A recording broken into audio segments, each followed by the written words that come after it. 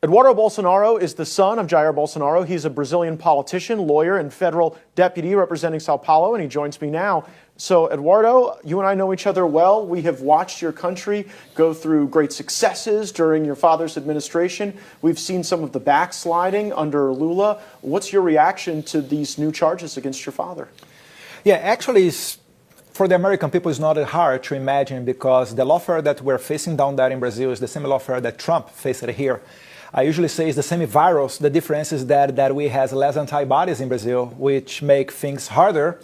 But I really believe that we have a chance because with Trump here as president of the United States, you have not only a new wave all around the world, going down with prime ministers and raising other people from the right wing, but also, for example, the USA. USA, like Mike Pence said, if USA does not exist, Bolsonaro would still be the president of Brazil. So, do you believe that? Do you believe that they didn't exist, that Lula would have lost the election? 100%, because wow. How Mike Pence described the way that the money of your money, taxpayer, American taxpayer, was going to Brazil, it was to teach judges how to persecute their opponents, indoctrination in the media, coordination. If all of that they usually accuse us to do, actually they were doing. So it's unbelievable. That's why it explains how my father goes to the streets, even still nowadays, going to the streets. Everybody stop what they're doing to go there and ask for a picture, be together with President Bolsonaro. And Lula, I challenge you, try to find, ask someone from your team, try to find on YouTube, Google, whatever, a video of Lula going to the streets full of people. They don't have it.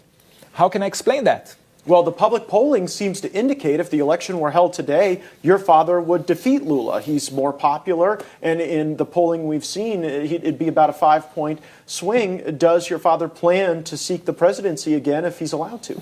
Yes, we have to overturn inside of the electoral court, because in Brazil you have the superior electoral court, and they decide who can run, who cannot run. So my father, right after he stepped out from the presidency, this court said that he cannot run. Because two things. Because he met 40 ambassadors and did a live stream. It was actually a press conference too. And he was criticizing the electoral process in Brazil, something that he was doing for the last, 15 years. So wait a second. If you criticize the way they run elections, they don't let you participate in the elections? Yes. That's crazy. But if you had this kind of law here in the US, it wasn't only a mugshot in Georgia that Trump would take. Trump would be out of the ballots. Well, that's totally undemocratic. Now, these allegations against your father are wild and fantastical. There is this plot described as green and yellow dagger, where there were going to be poisonings and assassinations. Imagine that you're going to kidnap someone and poison. It doesn't make sense. We even make a joke, because as you had here January 6th, look how about the coincidences. Mm-hmm. I mean, here in the United States, the left, the radical left, they create the ideas. And then they were testing there in Brazil, Colombia, Peru, even Albania, if you take a look there, Romania. And as you had the January 6th here, we had the January 8th in Brazil. Almost the same thing. And they say that my father was behind the scenes controlling the people. But wait a minute. They were trying to do a coup d'etat in January. January in Brazil is like August here. It's a whole vacation in the capital. In a Sunday, even Alexandre de Moraes, the justice from the Supreme Court, he was in Paris. And my father was in Orlando, in Disneyland. So imagine that. When you are not present anymore, you send elderly and ladies unarmed to do a coup d'etat in a moment that there is no one in the capital. And while they were there on the Congress or around our White House, Jair Bolsonaro was texting, go back home, don't do that. This is the big dictator of Brazil that now the Attorney General is asking for 38 years in jail for my father because of that. And we cannot expect a fair judgment because all of the justices that are going to judge my father, they are appointed by left-wing presidents, Lula and Dilma, plus Alexandre de Moraes, which is a personal enemy of Jair Bolsonaro. Yeah, it seems in Brazil like the judiciary would be like playing a football match, but the referee is wearing the other team's jersey at the same time. And given the concerns you just expressed about an unfair system, do you think your father is going to have to do extended time in prison? I think there is a possibility for that. We have to find a way to stop with Alexandre de Moraes. And we also have other opportunity that is inside of the Congress. There is a bill talking about amnesty for everybody from January 8th. So it would for sure include my father. I mean, he has nothing with that, but as they are charging him because of that. So we have these possibilities. Do you think that will pass in the Congress? I think we have a good opportunity, a good chance to do that. We have a new speaker at the House who is supporting us. In the Senate is so-so, but I think when you are proving the House, put the people on the streets, March 16th, we are going back to the streets because of that too. I think then we have the atmosphere to approve in the Senate too. That is a chance.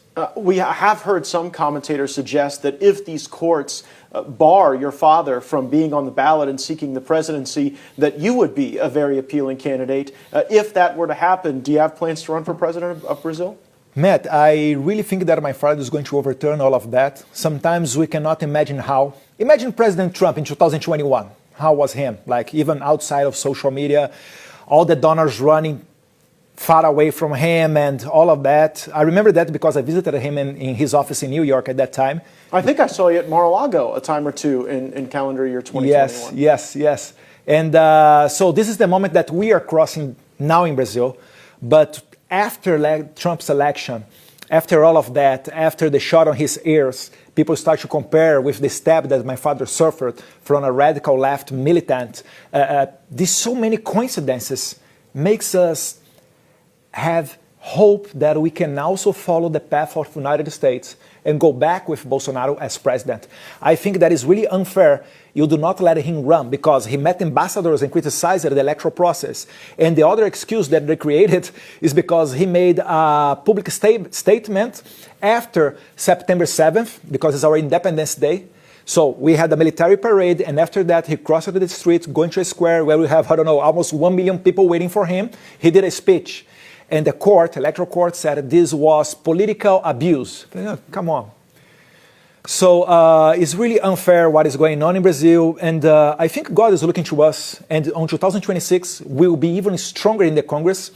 And hope, going to the end of this answering, that we are going to have the same power of Bukele in El Salvador or Trump right now here with full majority in the House and in the Senate. God is reserving to us this moment too. Trump, Bukele, Bolsonaro, that would be a triumvirate for the Western Hemisphere that would resist globalism and I think restore national pride in a lot of places. How's your dad just doing in all of this? When you get charged with crazy crimes, it must be shocking. Did he see it coming? What's his state like right now? First, hopefully he's okay. But when's the last time you talked to him? Huh? Have you talked to him recently? With my father? Yeah. Yeah, almost every day. Almost every day I talk with him. Because I'm spending a lot of days here in the U.S. as well, sure. Talking with some people in the Congress and in the administration. But hopefully he's okay. This is 100%. He has at least 15 years working, and he's really hardworking. Never sleep. Unbelievable. I know someone like that. He's our current president. If you had a message to President Trump as these conditions are evolving in Brazil, what would it be? Actually, Trump is already helping, even if he doesn't know that, because when you cut USAID, NAD, Atlantic Council, all of the money of the American taxpayers to do not go anymore for censorship or indoctrination of the media, this is a huge help. But if I could ask something else more, I would say maybe send G.D. Vance to a visit in Brazil, official visit. It would be just unbelievable. If he repeats the same kind of speech that he had in Europe, it would be great for Brazil. And Mr. President, in Brazil, they fear you. They are... I cannot use the words that I would like to do because sometimes my grandma, she watches me, but they really fear you. They really believe that you can do a lot of things. And Alexandre de Moraes, this crazy justice from the Supreme Court, he's invading the jurisdiction of United States. The same thing that Karim Khan, the prosecutor of the ICC, did, Alexandre de Moraes is doing against the United States. So keep your people safe and protect them from this crazy virus from Alexandre de Moraes.